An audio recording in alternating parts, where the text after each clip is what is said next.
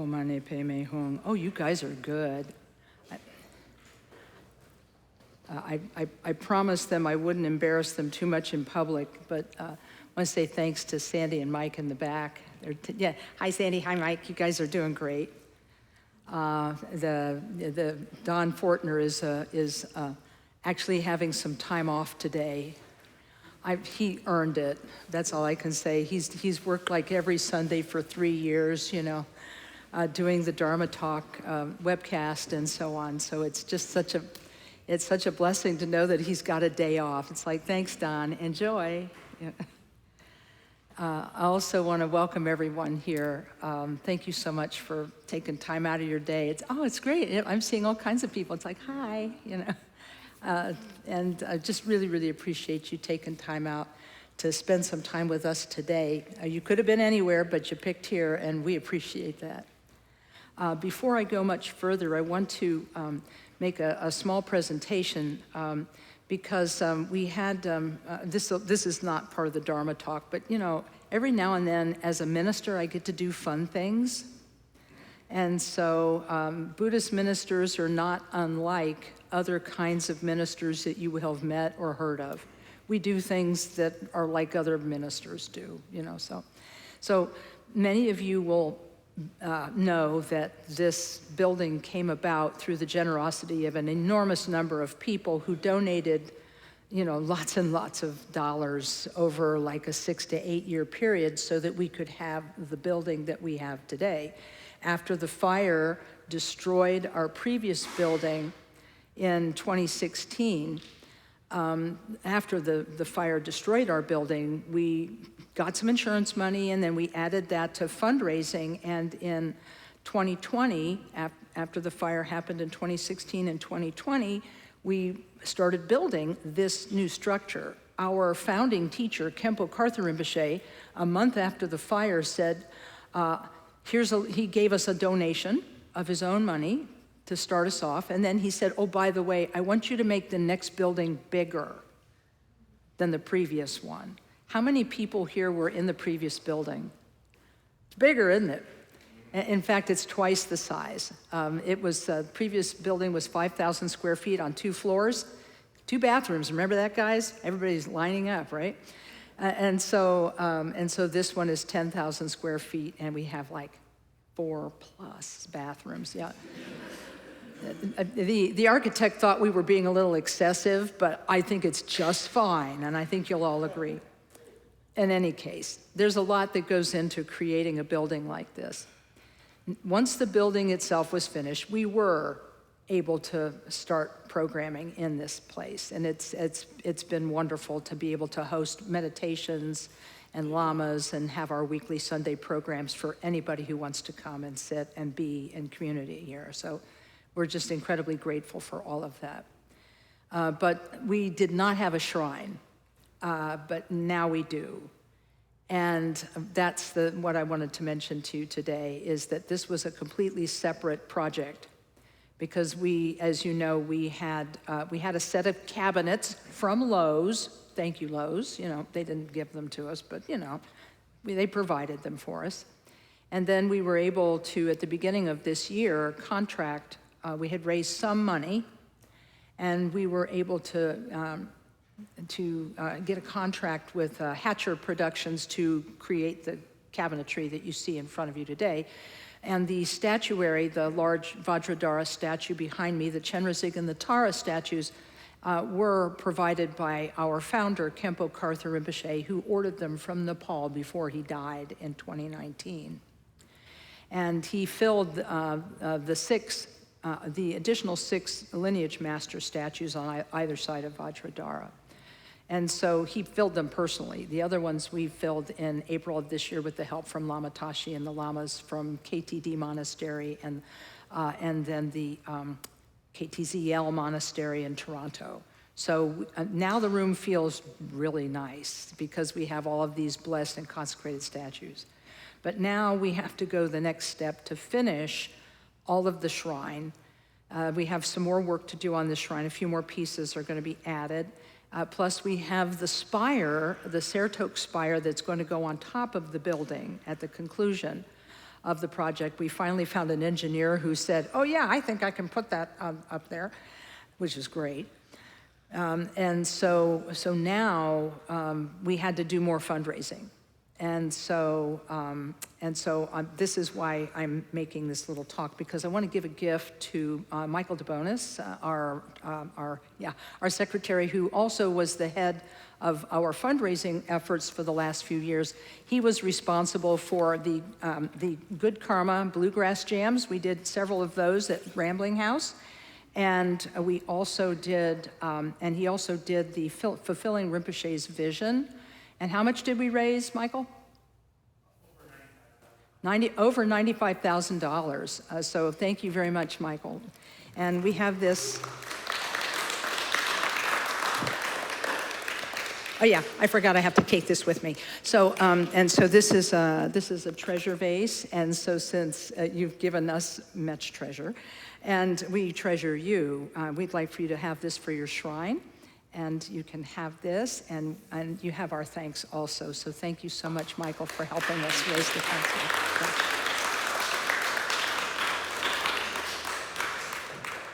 I told him I'd only embarrass him for a minute, but it was a little longer than that, sorry. So today I am substituting for Eric Weinberg, who was going to give a Dharma talk today, but he's not feeling 100% today, so he asked me to substitute. I liked his topic a lot, but I'm going to do a different topic, partially because I was also scheduled this morning to give the Dharma talk for Dallas KTC in Dallas, Texas. So we're doing 2 in 1. Very soon, I'm going to open up a Zoom stream with my friends from Dallas, and they're going to watch on Zoom what everybody else is going to see on YouTube. I mean, you know, what can I say? It's just an amazing world where we can do Dharma on the internet. I mean, what? It's been such a blessing in a way. Okay, yes, the internet is a vast wasteland. I do understand that. And we all have to kind of work on curing our internet addiction. Yes, I understand all of that. I just got an app that's going to help me with that. And they want money too. What's up with that? Anyway,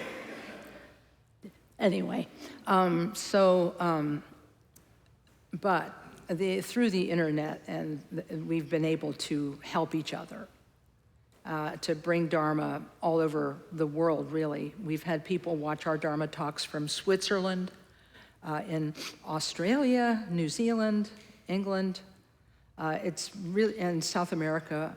So it's been kind of amazing how you can put Dharma out on the internet and have it be, you know, so incredibly effective. So today, what I'm going to do is I've chose the topic, creating space for your meditation. Last week, I had a similar experience of needing to substitute Dharma talk last week. So I did the meditation doctor is in last week, and I took your questions from the floor, and I may be taking questions from the floor again here in a bit. But today's topic is creating space for your meditation. And we're going to talk about the physical space as well as the mental and emotional space that we can create in order to practice meditation. So we often begin with a statement of intention, and our intention is on these, Amanda, I think it's the next one over. The next one over, yeah, okay. I've got friends visiting from Massachusetts. It's like, hi guys, I'm so excited you're here. Yes. It's like, who knew they dropped a Dharma center in the middle of downtown Columbus? How's that happen? You know, they dropped a Buddhist temple here. It's pretty cool. We'll start with the prayer of taking refuge. This is a statement of our intention that we take refuge in or have confidence and faith in our higher power, which is the Buddha as the teacher, the Dharma, his teaching as our path, and the Sangha, his community, as our community. That's our higher power. And we're taking refuge in that, and we are making the aspiration that someday we will be able to help all beings achieve goodness and enlightenment in their life. That's what that's what it signifies. We'll recite it twice in English, and then I'll chant it once in Tibetan, and if you know the chant, you can join in, and if not, you can just rest your mind and relax. Okay, in the moment of meditation. We'll start with the words in the Buddha. In the Buddha, the Dharma, and the assembly most excellent, I take refuge until I reach enlightenment. By the merit of generosity and other good deeds, may I attain enlightenment for the sake of all beings. In the Buddha, the Dharma, and the assembly most excellent, I take refuge until I reach enlightenment. By the merit of generosity and other good deeds, may I achieve enlightenment for the sake of all beings. Now we'll recite it once in the Tibetan language.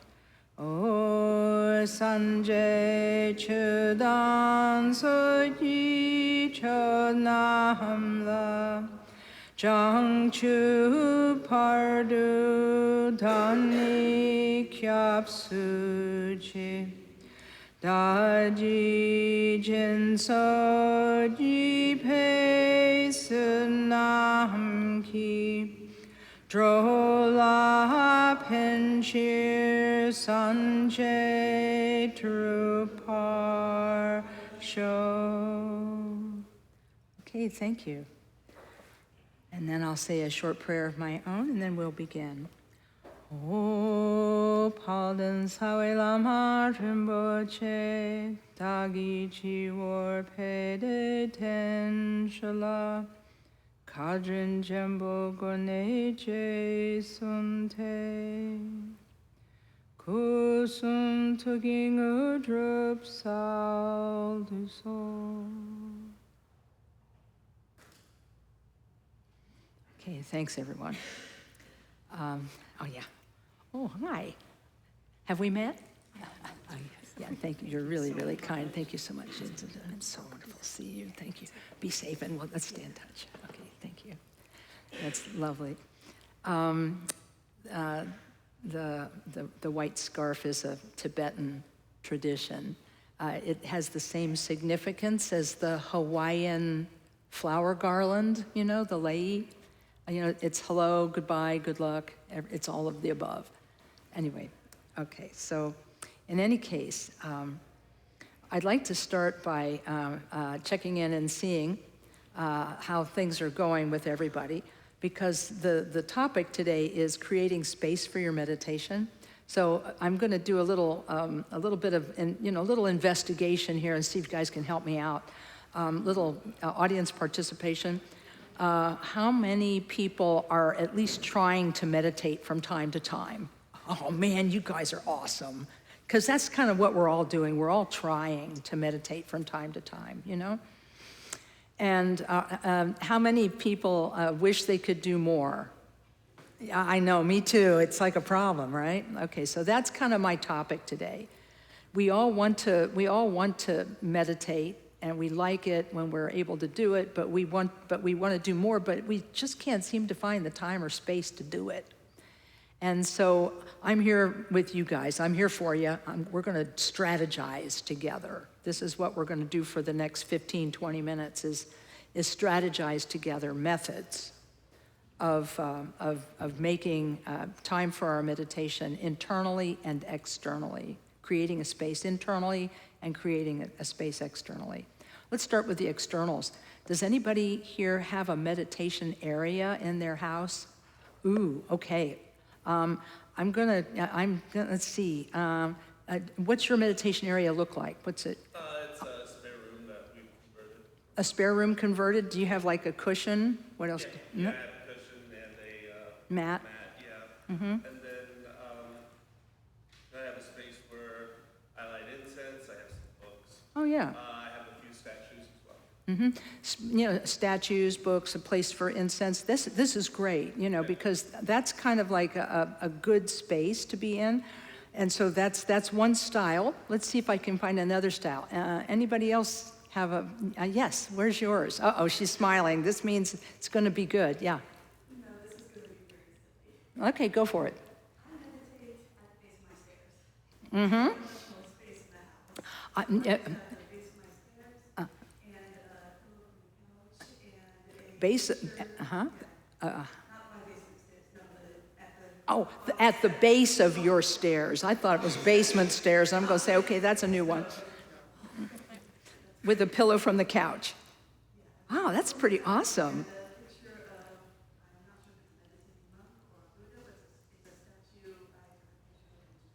Oh, fantastic. Right. Yeah.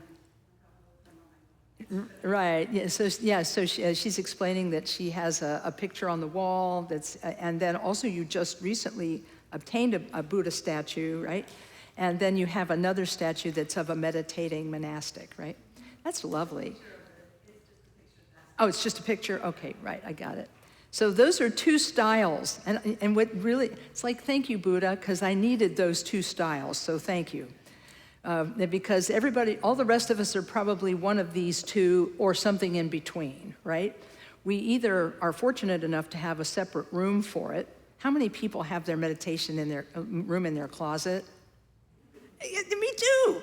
I mean, I'm a closet Buddhist. It's a thing. You know? I don't now. I'm sorry. I don't mean to say that I have one now, but I had one at one time in the closet. And yeah, absolutely. And then I also had one on a sun porch, so I could only meditate for part of the year. It was too cold the rest of the year to be able to meditate. That's when I became a closet Buddhist, because I had to put it indoors for the winter. Yeah. So we have yeah. I was just gonna say, I meditate the best in the car. Oh, no kidding, with the car? Awesome. You meditate in the car, but not while driving. Okay. I don't drive. Okay.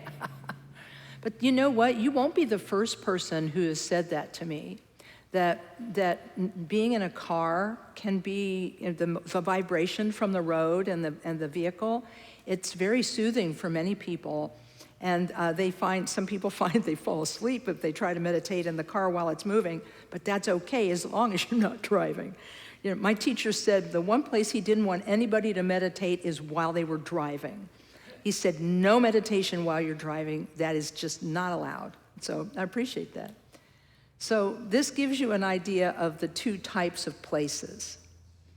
Having your own room set aside for it, having a space in your house that is not otherwise used. Well, not all the time anyway. Yeah, exactly. And so forth and so on. And most of the rest of us either have a closet that we dedicate to our shrine or have part of a room. My favorite one was a friend of mine. She had a bedroom, and that was the only place she could put her meditation cushion, was in her bedroom. But she didn't want it to be like visible to the rest of the room.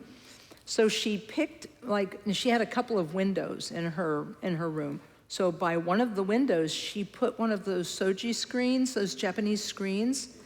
And so she screened off the area next to the window, not in front of the window, but next to it. And then she could deploy the screens in front of the window, put her cushion there, and meditate. And she felt like she had her own cozy space. So I think that when we choose a place, and create a place to meditate, we're doing ourselves a big favor. Because many of us really need a separate space to do our practice in, to try to meditate. And, you know, not everybody has a separate room, but they may have a closet, or they may have a place in the hallway or a place on the stairs where they can practice, or they may have an area that they can delineate in their home. And with the idea of using incense or candles or books or offerings, doing things like that to enrich the space is really nice, because it makes the space more conducive. It makes more friendly to meditation. So now you have hopefully some home decorating ideas that will help you create a space for your meditation. But there's another style of creating a space, and that is creating your mental and emotional space for meditating. And I've told this story before, but I think this is a good time to add it back in. And that is that we not only need a physical space for our meditation, we need a mental and emotional space for our meditation as well. We need to, because sometimes when we sit in meditation, we bring with us a lot of trouble. You know, like, oh, like I'm worried about this thing, or I'm worried about that thing, or, oh, I have a huge to-do list today and I don't know if I'm going to get it all done, or I have this responsibility or that responsibility. We bring a lot of that to the cushion when we come to sit. And so that's that's kind of where we need to start from the emotional side of things. We need to find a way to create emotional and mental space for meditation as well. And so His Eminence Tai Situ Rinpoche, who's one of the high lamas of our Karma Kagyu tradition, he said to us as beginning meditators, he said, it's really good to, when you sit on your seat, when you first sit down on your seat, he said, tell yourself that you have all of the time in the world to meditate. Don't crunch yourself by saying, I only have 5 minutes. Don't crunch yourself by saying, I only have this amount of time, or I've got to like do this, this, this, and this. And he said, just sit there and entertain the idea that you have all of the time in the world, even if it's not true. Just entertain that feeling, how it feels to be at peace, how it feels to be at rest at the end of a busy day. Cultivate that feeling as you sit down. He said, and then the practice will go better. Yes, you might, and here's what I would add to that. Yeah, you might have to, set a timer. Yeah, you might have to do that so that you're not late for your next thing or whatever. But once the timer is set, you don't have to look at it again because you know that the timer's got your back, right? And that way you can truly relax into the feeling that you have of meditation. And so these are the types of, one way to give yourself some mental and emotional space. Another is the technique of meditation itself. When you sit on your seat, you can start with, as we did today, an intention, speaking or making an intention. And that intention that we speak of or make is to be of benefit to yourself and to be of benefit to others. And it's also about setting this time aside to meditate in. And in a minute, I'm going to tell you how to maintain that space while you are meditating, how to not be too tight and how to not be too loose in your meditation. Because the Buddha's teaching is famous as the middle way or the middle path, away from the extremes. And I'll say more about that in a moment. But that's how we can create this space at the beginning by saying, I'm here to meditate for the benefit of beings, and I'm going to sit for this period of time, and so forth and so on. And then at the conclusion, we end the period of meditation also with an intention in which we dedicate the goodness of the session to all sentient beings, which is wonderful. That way we don't keep the benefit even for ourselves. So you remember at the top today, I said we were going to be joining Dallas KTC. It's time. So let's see if we can make this happen. Okay, all right. I'm sorry, I'm going to put y'all on Zoom, but just for a second. I'm just going to kind of do this and then set it back down again. Anyway, just, so you get an idea. Let's see if they're there. First of all, they may not even be there. They're there. Oh my gosh, how about that? Hey, Mark, what up? Can you hear us? Let's see. I don't know. Okay, yeah, we hear you. We can't hear you. You can't hear me? Oh no. I've got my, this is fun. I think it's on our end. Hold on. It is on your end because I can hear you, but you can't hear me. I love it. Don't you love modern technology, friends? Don't you love it? It gives us more ways to not talk to each other, right? Because I've got this gray hair going, and so frequently I am the only one in the Zoom conversation who is muted. And they all have to tell me as the oldster, honey, you're muted. And I'm like, I'm talking away, but anyway, am I good now? Can you hear me? Yeah, I can hear you now. I'll play you through the other little small speakers, but we can definitely hear you. Okay, well, just everybody, hello to the Dallas KTC. We're doubling up today. You guys get a shorter than usual talk today because I'm in the middle of my Dharma talk at Columbus KTC, and these guys are incredibly patient. Because I said, oh, by the way, halfway through the talk, I'm going to stop and talk to my friends in Dallas. And then, so here's the shrine, and okay, and here's the group. Hello, just say hello, wave, hi, Dallas. Hi, Dallas. You guys are, yeah, okay, hi, guys. Okay, so there you are. I promised them I wouldn't leave them on camera. All right, so Can you hear me okay? yeah, I hear you fine. I hear you fine.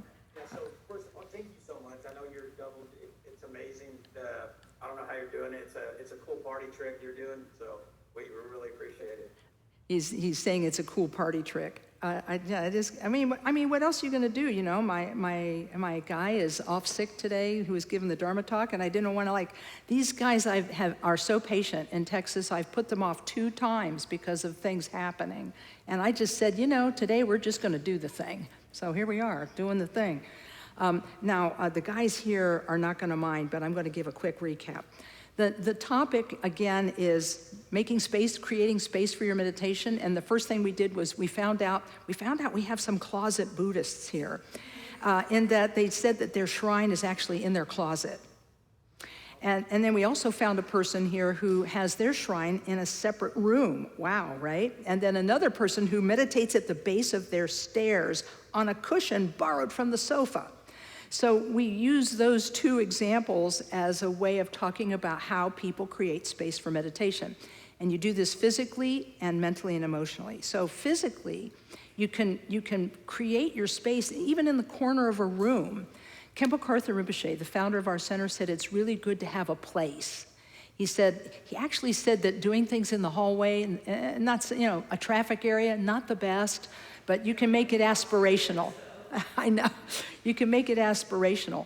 He said it's better to have a corner of a room that is dedicated totally to meditation than to have it be something that is like in the middle of a very, very busy room, right? He said you can just kind of make a space for it. So that's the best. And then creating the space and making it sacred, either with incense or even electric candles are fantastic. And then if you have an image of the Buddha, it's amazing, that it also helps to uplift the space so that you feel good in it. But then the secret sauce, the thing that really makes your meditation space the best is your meditation. Your meditation is going to make the room feel better. And everybody knows this who has come to this room again and again and again. And you know that in Texas too, because you've got one of the most beautiful shrine rooms anywhere. I know because you're using the same wallpaper that we have up here. And we even gave you the color for this, these guys have a small version of this, all of this painting. The color is exactly the same. I forget, Sherwin-Williams, right? I can't remember anyway, but it's wild, right? So they have a Buddha statue that is sitting up like this one is, and the 2 arhats, his 2 main disciples on either side, and it's gorgeous. And they also have, how tall is the stupa there at Dallas? Oh my God, yeah, it's pretty big. Everything's big in Texas, so we went big. Everything's bigger in Texas, he said. So it's, God, I don't know. I think it's like 50 feet, 60 feet. It's tall. Oh, really? 90, you say? 50. Oh, okay, right, it's 50. Okay, so they have a big stupa there. So now what we're all going to do is we're all going to get a road trip. Somebody has to get the Winnebago. Somebody has to get the Airstream, and let's just all go to Texas and do a stupa pilgrimage there, and then, see y'all. So, but, regardless of whether you have this kind of a space or a small space in your home, you actually add something to it by meditating in that space. Because you know how good these rooms feel because of the sincerity and goodness everybody brings to this place. Well, you can do the same with your own space at home just by sitting and meditating in it. And because we are, to use a modern word, we are impactful. I hate that word. Anyway, we make an impact on things. We can make an impact on things just by being in a space. And so in this way, by sitting, and even if our meditation is not the best, but it's good for us, that we're trying, we're putting effort into it. When we do that, it really adds something wonderful to your space. So being able to do that is like the secret sauce. It's the thing that adds to what we have. So the emotional space was the other thing, we wanted to talk about, which is creating the emotional space for us to do our practice in. And for that, I was giving Situ Rinpoche's advice, which was, he said, when you first sit down, think, well, I've got all the time in the world to meditate. I don't have to rush. And using that, then you can set a timer and let the timer take care of that part of it. But the other thing that you can do to create a space for your meditation, emotionally and mentally, is by applying yourself to the technique to the best of your ability. If the technique is breath awareness, apply yourself to that technique to the best of your ability. This doesn't mean that you have a quote-unquote perfect meditation. I don't know if any of you have seen the videos online of Mingyur Rinpoche, because Mingyur Rinpoche has what I would call a brilliant comedy routine. He's got great timing. He's really brilliant. And he does a little sketch that he calls the impatient meditator. And he says, it's the person who wants to have a perfect environment, and they sit real stiffly, and they have a frown on their face. And they say, I'm meditating, don't bug me. And the idea, of course, is comedic. It's hilarious to see somebody who's supposed to be doing something that's relaxing and is bringing calm abiding, because that's the meaning of the word shamatha, is calm abiding. Or shine in Tibetan, it's calm abiding. It's like the opposite of that, which is why it's so funny. But yeah, you can look him up, and he does quite a few of these kinds of comedic routines that help us to understand how not to meditate. And he says that it's better to be at ease in your space than to be tight. And so you don't have to have a perfect environment. In fact, when I was first attending our home monastery in Woodstock, New York, they had meditation that happened in the middle of a chant meditation. People along the sides of the room would be meditating while the cymbals are crashing and the drums are playing. Everybody's just sitting there quietly. And it's like, how are they doing that? Well, it's because my teacher said, look, if the sounds of Dharma practice bother you, then you're kind of like in the wrong place. You don't have to have a perfect environment. You don't have to have complete silence. You don't have to have complete calmness. You bring who you are to the practice. And that means that there will be days when we have movies going on in our mind, and we bring our attention back again and again and again and again. We bring our attention back again and again and again. And this bringing our attention back when it wanders, this bringing our attention back is a powerful thing. My friend, the brain scientist, says that's the power moment of meditation, is when you notice that you're distracted. Now, a lot of people think, oh, if I'm distracted, that means I'm not meditating. And that's not exactly true, because the distraction And returning from the distraction is actually part of the job of yourself as a meditator. You're not trying to have a quote unquote perfect meditation. You're trying to have a meditation in which you engage your attention to the object and then return your attention again and again with as much gentleness as you can muster.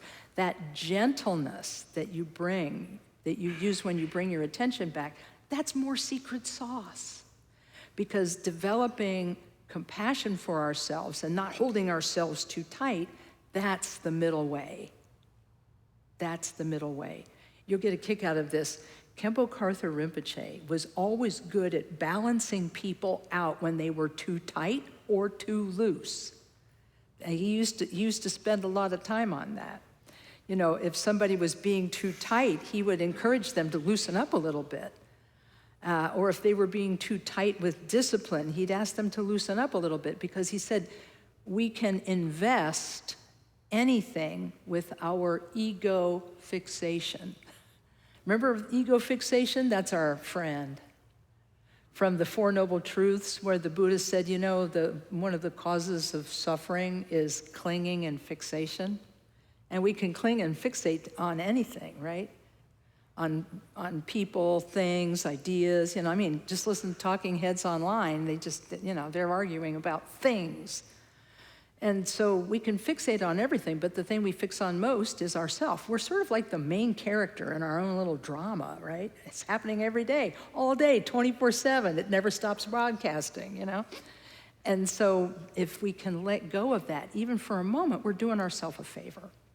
And so wanting a perfect meditation or a perfect environment is part of ego fixation's attempt to control something that is probably not its business.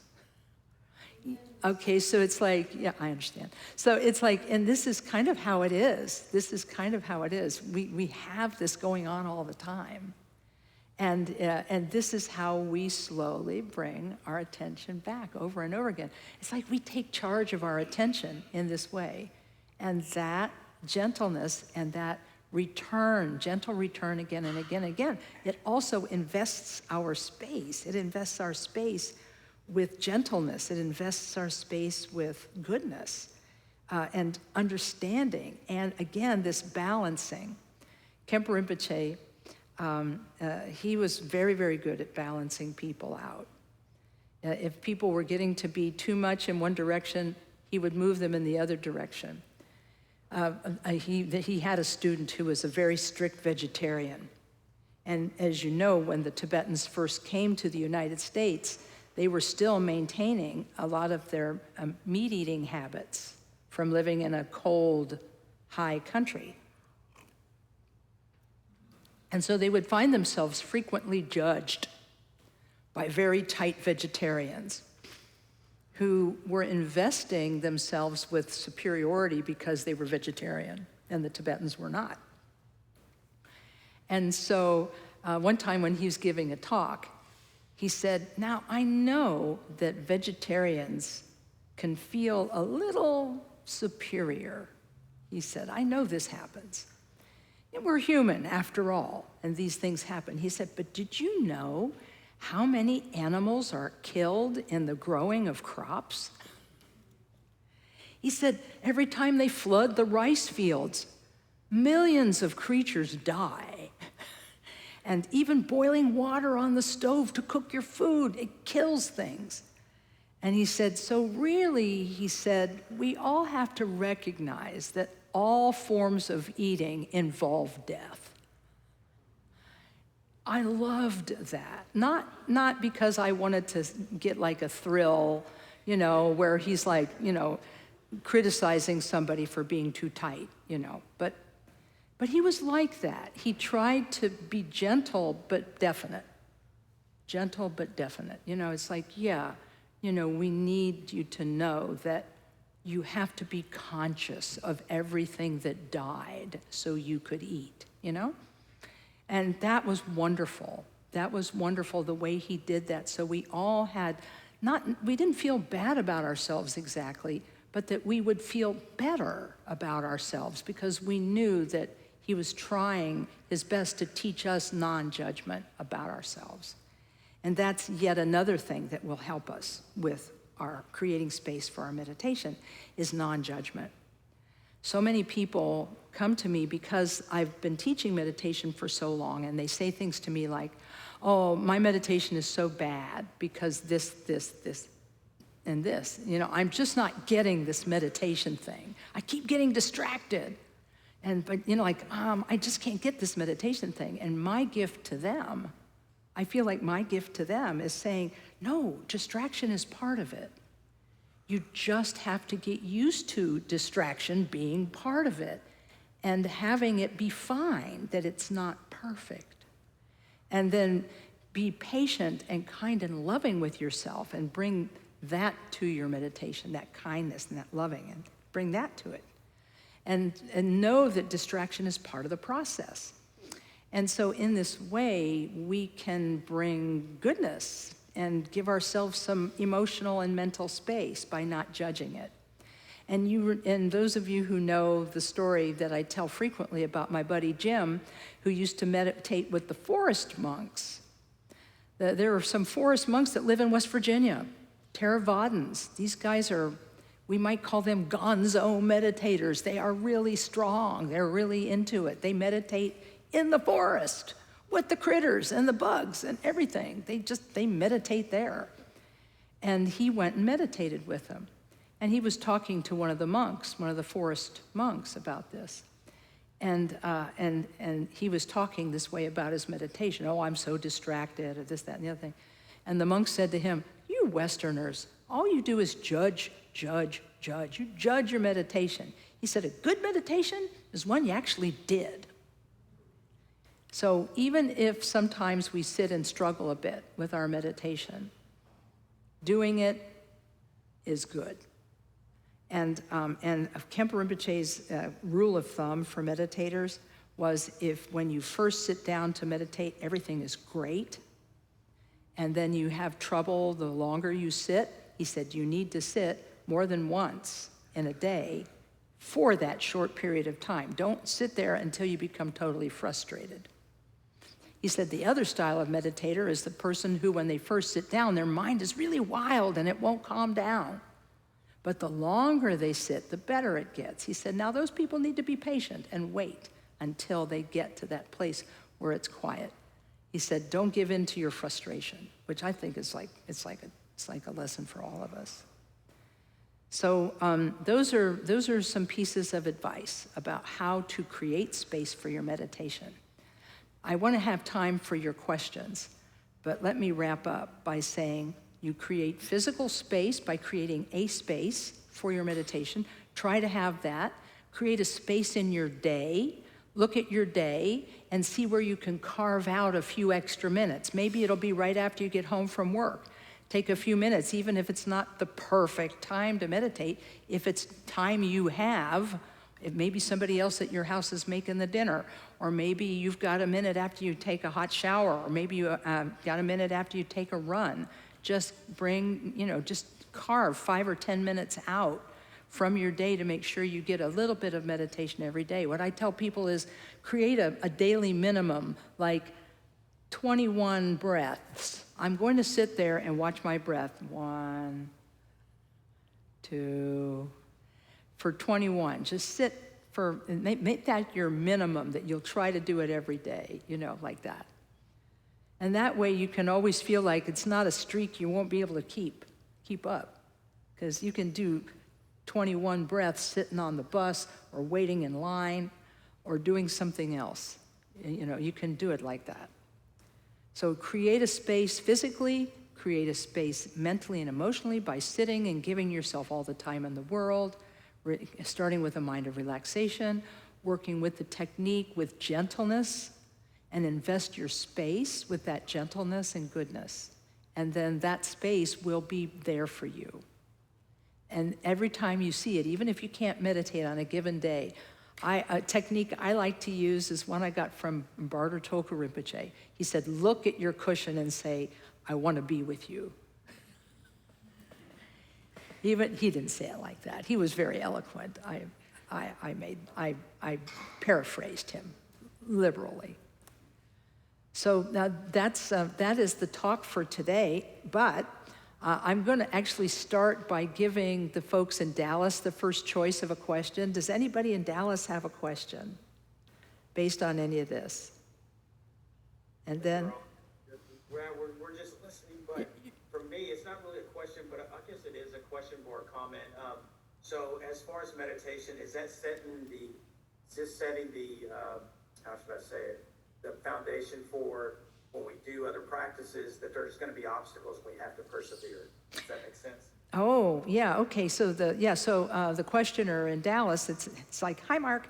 I've visited there many times, so it's, I know y'all. And I see if the Rona's back there, I see everybody's there. Seth is there, I mean, everybody's there. This is pretty cool. So, in any case, what he's saying is that, is it true that quiet sitting meditation is a foundation for other practices? And the answer is yes. It's foundational because being able to pay attention to something is beneficial in your daily life, in your relationships, being able to be present with someone talking to you. Having a foundation of good attentiveness, that's really going to help you everywhere in your life. But yes, other types of meditation exist, such as compassion meditation, where we imagine as we breathe out that we give goodness to all beings, or mantra meditation, where we imagine that we are in the presence of a Buddha and we are reciting their name mantra, or that we ourselves are receiving a blessing from a Buddha by reciting their mantra. We have to be present with all of these things. We can't be sort of la-di-da somewhere else. And that's why quiet sitting is a really good foundation for all of that. And I know he also used the word obstacles. Yes, because, whenever we're about ready to do something good, there's going to be a bit of a backlash from our negative habits. Let's face it. We're all nodding our heads because we all have negative habits. And sometimes when we're trying to meditate, those negative habits come up. And we kind of have to look at them and say, oh, you're adorable, but I'm not doing that right now. I'm doing this. And, and in that way, we kind of take the wind out of their sails, right? Because we don't need to be doing that right now. That mental habit or this mental habit or whatever, we don't need to be doing that. And so, we are going to encounter those kinds of obstacles when we're sitting, and we're also going to be encountering those kinds of obstacles when we're doing mantra meditation or compassion meditation, or even in daily life when somebody comes up to us and we're having a good day, and they go to us and they look at us and they go, blah, like they're coming at us with some kind of negativity, right? And it's like, we didn't expect that. We did not order that. Could somebody move that over there? I don't want to have that. Whatever that thing is you just gave me, I do not want. So, but all of these things are going to happen, so we have to be ready for all of that. So did that address your question? Fantastic. Okay. If you have another one, I'll get you in a minute. Anybody here have question, curiosity? If you wouldn't mind, would you mind using the microphone? Thank you. We got to give the AV team some credit because they put them up, Hi there. Hi. Hey. So when I used to meditate, it felt like everything, like a release when I would start to meditate. But I feel like the last year it's felt like suffocation, like push down, repress. Oh, sure. But by the end it feels good. But I'm wondering if you have any thoughts on that initial feeling. Yeah, I can actually talk about that because I think what the questioner is asking about, like feeling kind of. Did you say squished in, or did? Or like suffocated. Oh yeah, like the meditation is kind of like too much. It's like like a suffocating feeling. This actually does happen. It's a thing, and remember that balancing. Remember the balancing, like not too tight, not too loose? This is where I think that can come in. So when you begin to feel like things are closing in, it could mean that you are accidentally, because most people don't do this on purpose, accidentally like pushing really hard on your mind to do something. You could be like pressing. I joke around that it's kind of like what happens when you have a pencil, a mechanical pencil with that tiny thin lead, and you press too hard, it breaks the lead, right? So, so what you need to do then is do the opposite, and that is take a moment, say, okay, I'm feeling this, that's interesting. It's not good or bad, it's just interesting. And then take a moment, you can even look up if you want to, and then feel the space around you in the room. Feel that there is space around your body, and just be present with the feeling of the space around your body for a few moments or minutes or whatever. Just make that, instead of the breath, make the feeling of the space around you part of your experience of meditation. And if that doesn't change it, let me know, and I've got some others, but I just want to try one at a time. So try that first, okay? I will give you the second one, which is become aware of sound.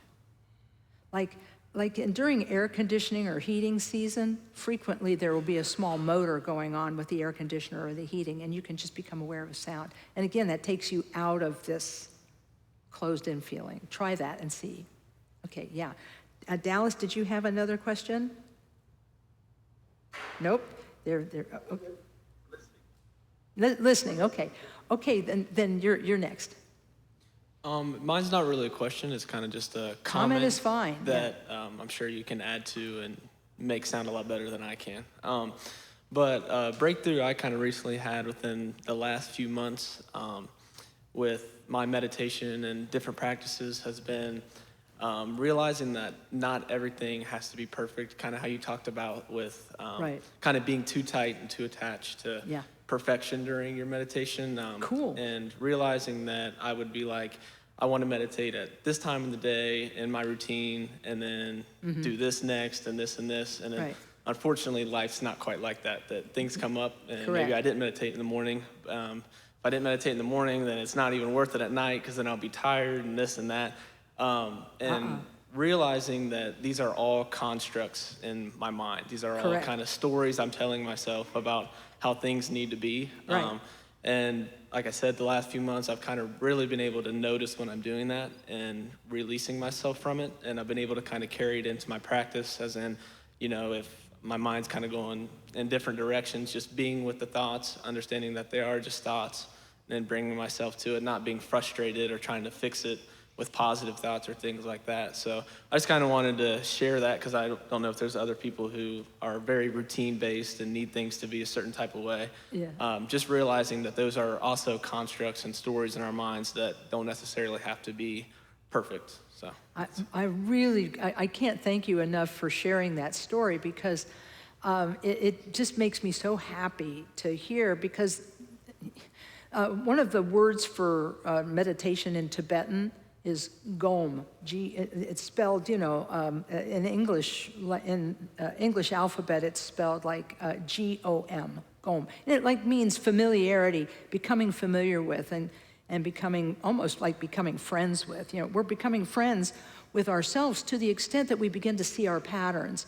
And then from that place of gentleness, and this is why I really emphasize this returning from a distraction, returning with gentleness, is because that gentleness will then carry through the rest of your experience, and then you begin to become more gentle with yourself, and then you can begin to see the negative patterns of tightness and begin to loosen them up.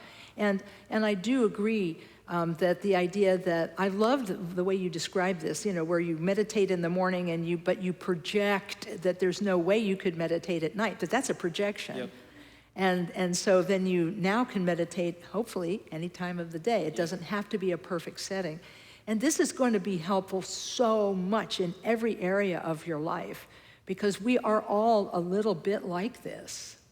We sort of project perfection on things that don't need it. And so I thank you very much for sharing that. Yeah, there's some people nodding their heads in here, so yeah. Back to Dallas. Okay. Okay, last chance? Okay, so this will be our last question.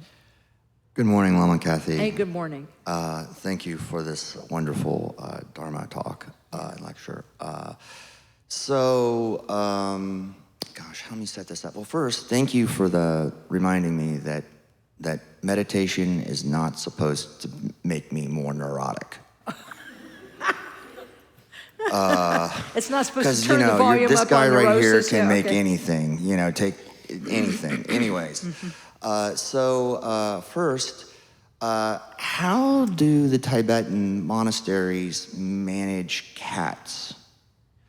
I know that there's cats that, or at least that the Buddhists have temple cats and are pro-cat in many ways.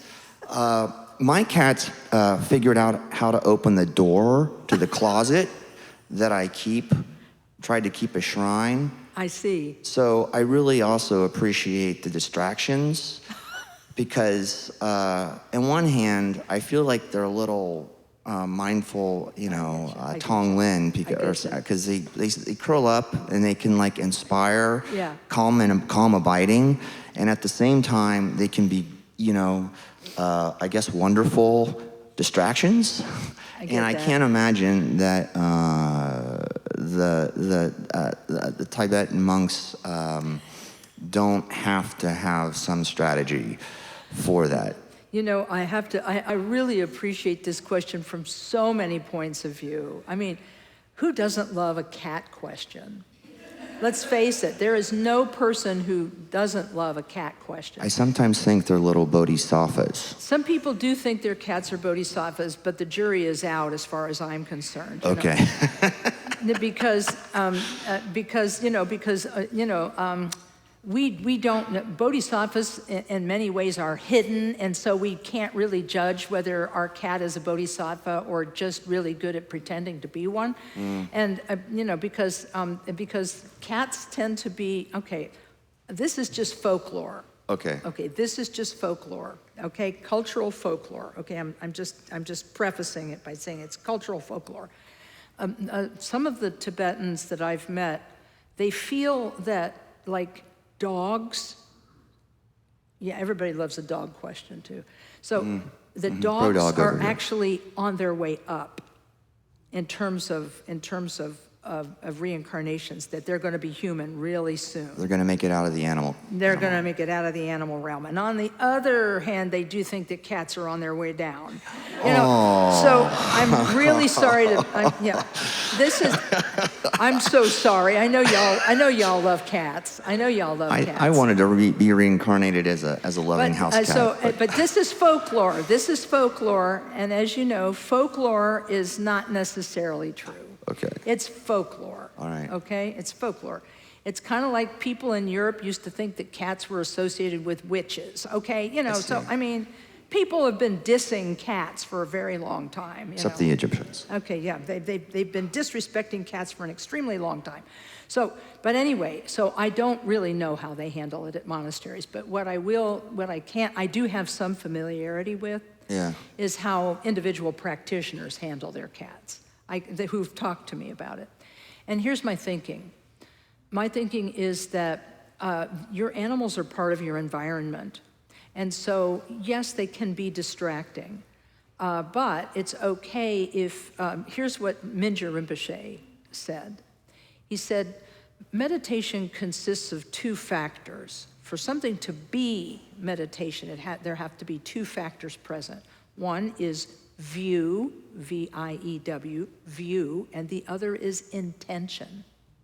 So you have to be intending and have the view that what you are doing is meditation and the intention to be meditating. So I can see how being present with the tactile sensation of being with your pet cat could become meditation if you just stay with it and don't tell yourself stories about it, okay? But for many of us, it turns into a thing. Like, oh, that's so nice, oh my, that's so nice, and that's not it. You just have to be present with the feeling without judgment. Okay. Okay, so I'm just saying. Now, cats themselves, okay, They can be very inscrutable and very quiet, but it could be also that they're on the verge of sleeping all the time. So what we think of as being peaceful could actually be somnolescence. Okay, and that's one. The other is they can have this certain presence about them, and that's because they're thinking of attacking. That insect is going to taste real good. So we can mistake their behavior and we can anthropomorphize them. But the bottom line, they're in this world with us. They're our companions. They're our pets. We project stuff onto them all the time. How many of you have a pet that you imagine what they're thinking? And how many of you use little voices to express what your animal is thinking? Okay. We all do this. And they're part of our world. They don't have to be distraction. They can be part of your meditation. And you don't have to shoo them away. Now, I would not favor, he's got ninja cats who know how to get into his closet. They like to knock off the stuff on my shrine. They do not bother the stuff on your shrine. No, they do. They do. See, that's because they know you like it. Okay, so they're aggravating you, Dad. I mean, it's like I had a friend, and this is a true story. And Gary, if you're watching this, you know who I'm talking about. It's Magellan. He would get up on top of the bureau, and that he would actually take his paw and get into the change bowl and put all of the change onto the top of the bureau, because it was what he had. It was what he had to do. We do our best with our pets to maintain our patience with them. Okay. And some of my friends who have pets, for that reason, do not keep their offerings out because the cats or dogs will eat them or attempt to eat them or drink them. And, it's not the worst thing that could happen. Knocking it over, okay, maybe, but I'd say patience is the bottom line. And love them and be patient with them and be present with them, because they're part of your world. And you can say mantras to them and benefit them in case they are actually on the way down. Maybe you'll catch them and then push them back up. Okay. Charlie, I appreciate. I had two other, but I don't think we're gonna have time. I'm gonna let it go. But one was the idea of energy flow and the different positions of the hands and stuff, and what that means, and if that's helpful. The other one was the idea of integrating, because I do music, and the idea of trying to integrate meditation and into practice, because I'm sitting there and I'm trying to focus. Can I do Tong Lin and things like that and generate merit while I'm sitting there doing paradiddles? Or does that count? Oh, heck yeah. Oh, yeah. Anything that you do for the benefit of beings, even if it's something mundane, like if you have to sweep the floor, or if you got to practice because you've got a gig, you got to practice. Just think, I'm doing this for the benefit of beings. May all beings benefit from this. May this be an offering for the Buddhas and Bodhisattvas for the benefit of others, and may other beings who hear this be benefited by it.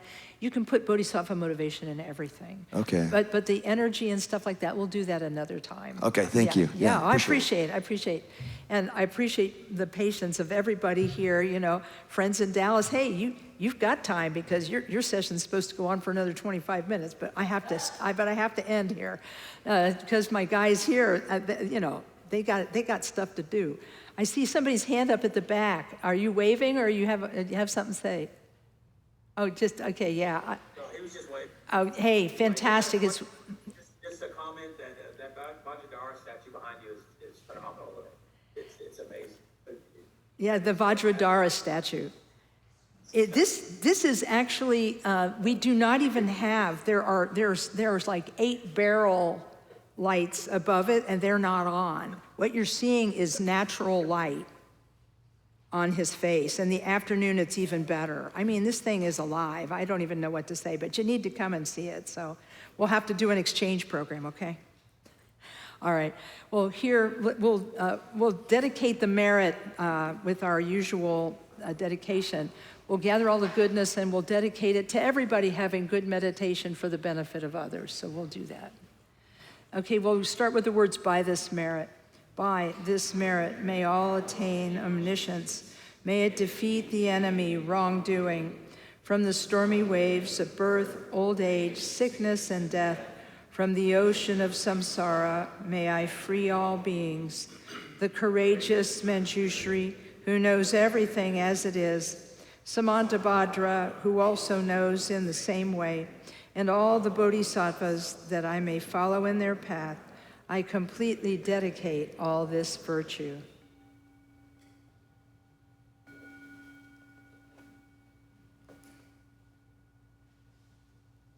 Thanks, everyone. Thank you, thank you, thank you. And we'll see you next time. And friends in Dallas, be well, okay? Take good care.